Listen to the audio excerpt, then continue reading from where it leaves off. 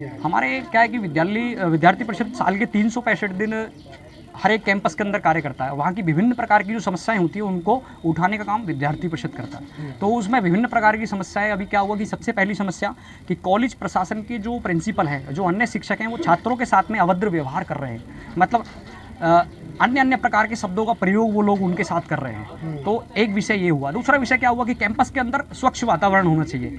और अभी हम यहाँ देख रहे हैं, अभी हमारे पास सारे उसके प्रारूप हैं कि जो शौचालय है वो शौचालय टूटे पड़े हैं, इतनी गंदगी उनके अंदर हुई पड़ी है, ना उनके ऊपर छत है, ना उनके ऊपर किवाड़ है। आप समझिए उसमें किस प्रकार के हमारी छात्राएं रहने जा सकती हैं, कैसे उसमें छात्र जा सकते हैं। ये विषय निकल के इस प्रकार के बहुत सारे विषय। दूसरा, प्रिंसिपल ऑफिस के 100 मीटर के दायरे के अंदर ही वहाँ पे शराब की शीशियाँ मिलती हैं, उसका भी विषय हमारे पास है, उसके सारे साक्ष्य हमारे पास हैं, उनको बताया हमने सारा विषय।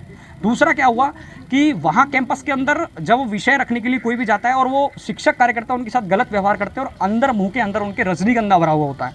वो एक पढ़ाने वाले शिक्षक जिसको हमारी भारतीय संस्कृति के नाते गुरु का सम्मान, गुरु का दर्जा दिया गया हो, वो ऐसा काम करेंगे तो क्या प्रभाव हमारे छात्रों पर पड़ेगा?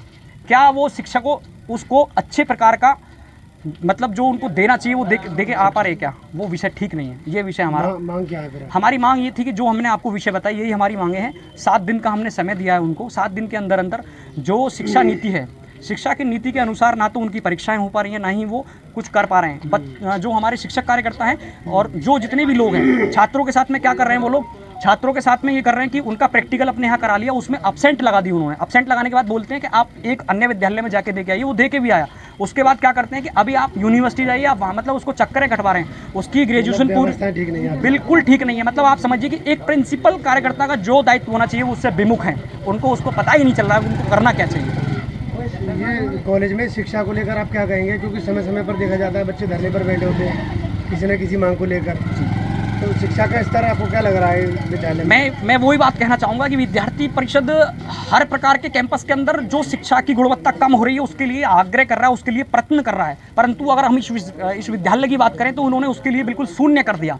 यहाँ क्या है कि यहाँ सिर्फ अपना आना, अपनी जिन छात्रों के फीस से जिनका घर परिवार चल रहा है, जिन शिक्षकों का, जिस प्रिंसिपल कार्यकर्ता का घर परिवार चल रहा हो, वो कार्यकर्ता उसके साथ व्यवहार करते हैं और उनको ही डांट फटकार के उनको भेज देते हैं। वो पूरा एकदम बोलते हैं कि गुंडागर्दी वाला विषय उन्होंने बना के रख दिया कि आप कौन हो, आप जानते हो मुझे, ये करता हूँ वो करता हूँ, ऐसा उन्होंने विषय बोला।